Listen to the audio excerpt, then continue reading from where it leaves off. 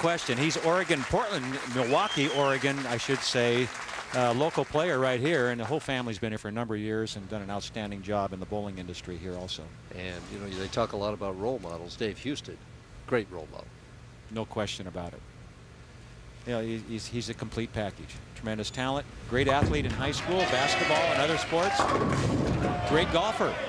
Something he could help you with, yes. Well, you're trying. I mean, right. When you don't have much to work with, it's hard to improve, you know.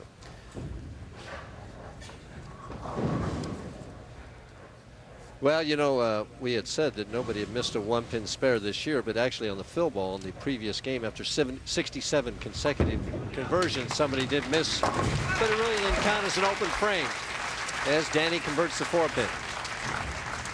All right, that's our first look, Mike, at someone we all admire, Brian Voss. And Brian's trying the Danny Wiseman school of in front of the ball return.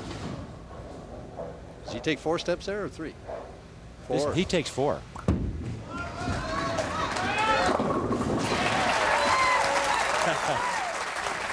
the right lane.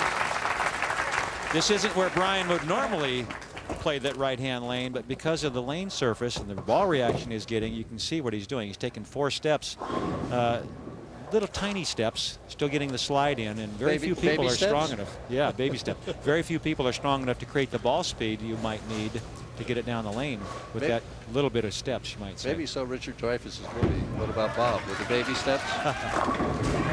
And the 10-pin rocks but doesn't fall. Brian Voss is wearing a microphone, so we'll try and eavesdrop on some of his conversations with himself.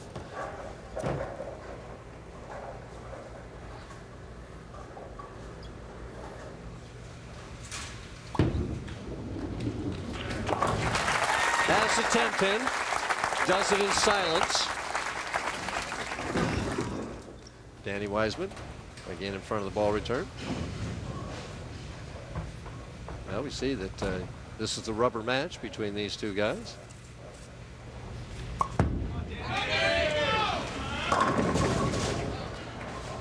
Almost tripped the 4-pin, Mike. Haven't been many trip 4s tonight, Earl. You know, that gets up there, it seems like it stays.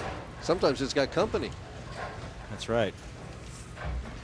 You know, to give you an idea of what the PBA players are all about, they don't just bowl and go watch a movie or go out and have a hamburger. These guys are busy with the official PBA charity, which is the Children's Miracle Network. And 2 of our players, Tommy DeLutz and Dave Watka, went and visited the kids over at Dornbecker Children's Hospital right here in Portland and spent an hour or 2 over there shaking hands, talking to the kids, giving them some autographs, and hopefully cheering them up a little bit. They did that today? They did that today. Isn't that amazing? When they got that big night ahead of them, they take time out to do that. Now these young kids, they're very much involved in making things work for the PBA, and of course they know what it's like to be young and have some problems.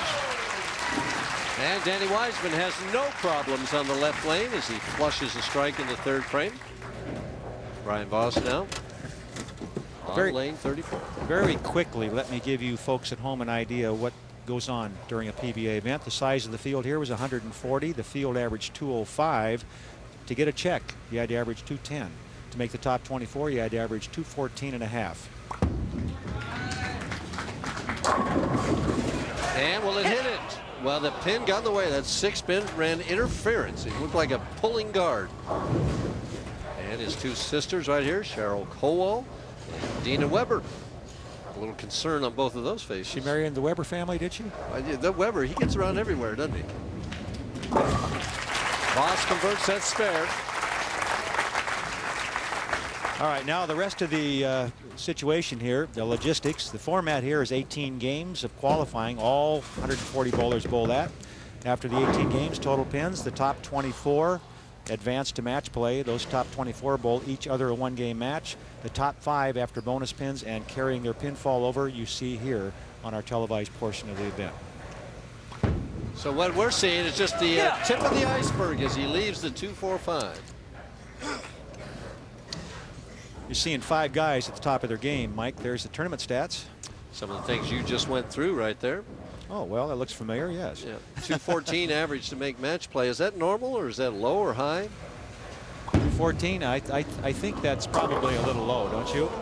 in that area, and that's a open frame for Brian Voss as he chops the 2-4-5. Danny Wiseman, what did we say? He's now 23-5 on television. Yeah, and good fortune continues to smile on Danny. When you get Brian Voss to make a mistake, it's they're few and far between. You have to feel blessed. Trying for a quick double to take advantage of that open frame. And does. Drafty doors and windows forcing you to crank up the heat. And Danny Wiseman ready to bowl on lane 34, leading by 22 pins in this event. Should mention that Tommy DeLutz took home $4,000 and Bob Spalding $5,000. The loser of this match is going to go home with $6,000. The winner an opportunity to bowl for 19. Wiseman figuring it out on that right lane. Boy, he looks tough. You know, he's the only guy. I mentioned this earlier. There was one 300 game bowl this week. Out of all the players, 140 bowlers, they bowled all those games. There was one 300 game. The PBA this year is averaging 4 an event. One game bowled to 300. That was Danny Wiseman, and he got $1,000 bonus for that. So that's not a bad, not a bad little bonus. Little bonus there, yeah. And there's a $25,000 bonus given by Mark Frank for a 300 game bowled on television. Anybody does that, they're going to really earn it. Oh, the solid 10 pin. Tell me now, if you're Dave Watko over there, ready to bowl your first time for a title, which one of these guys do you want to bowl? Hall of Famer or a guy who never loses on TV? That's a tough. I don't think he's going to worry about that, though. You know, if I were him, I don't think I'd worry about either one of them. Just go over and do the best you can. Easier said than done, but that's the whole idea of this game. Get over here. It's an individual game. There's no defense. You have to go out and just knock them down. Cross lane at the 10 pin. Has it. Voss has got to get it going. He has 2 strikes in this match, both of them on lane 34. There's Dave Watkin warming up. We get a look at his style. Smooth, balanced at the foul line. Nice follow through. Yeah, a lot of power in that release, too. He can definitely get some rotation on the ball. Running out of frames for Brian Voss.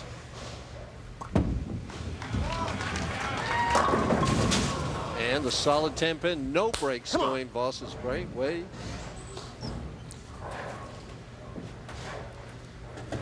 And his reaction there, Mike, was a clap of the hands and come on. He's getting a little upset. Tempers his going. pins are just not cooperating. At the 10 pin. We talked to him. He's won 9 years in a row, at least one tournament. Is the streak on his mind?